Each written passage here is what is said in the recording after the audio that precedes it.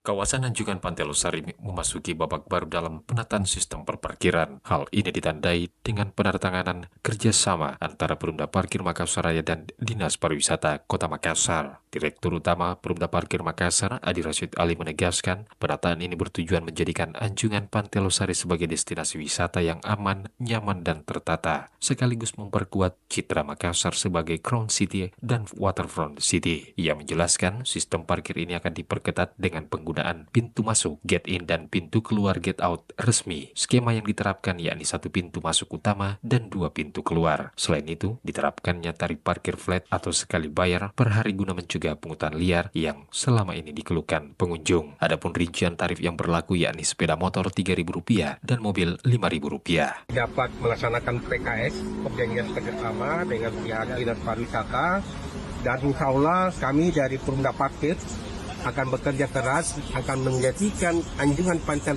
Losari sebagai ikon, sebagai Makassar Crown City, Waterfront City, terkait dengan penataan Perumda Parkir, perparkiran yang ada di sekitar situ.